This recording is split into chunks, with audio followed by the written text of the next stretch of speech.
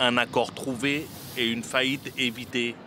UBS, la plus grande banque de Suisse, absorbe sa rivale le Crédit Suisse. Montant de la transaction, 3 milliards d'euros. Cette opération devait être conclue avant l'ouverture des marchés lundi matin pour éviter une vague de panique mondiale. Signe de l'enjeu de ce rachat, ce dossier explosif a été traité au plus haut sommet de l'État. En première ligne, le président de la Confédération suisse, Alain Berset, entouré des membres de son gouvernement. Cette solution qui vous est présentée ce soir est la reprise du Crédit Suisse par l'UBS.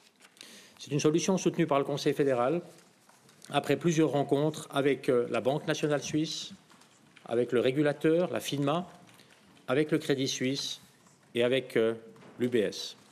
Le numéro 2 bancaire helvétique, en crise depuis plusieurs mois, a vu ses difficultés s'accélérer ces derniers jours. Tout a commencé le 10 mars, lorsque la Silicon Valley Bank tombait en faillite. S'en est suivie une contagion qui a touché le Crédit Suisse. En une semaine, la banque perd un quart de sa valeur boursière, poussant la Banque nationale suisse à venir à la rescousse en injectant jusqu'à 50 milliards de francs suisses de liquidités.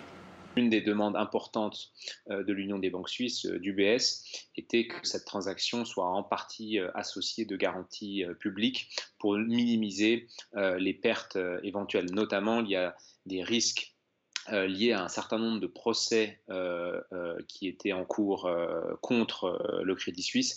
L'État annonce également débloquer, via la Banque nationale suisse, 100 milliards d'euros en faveur du Crédit Suisse.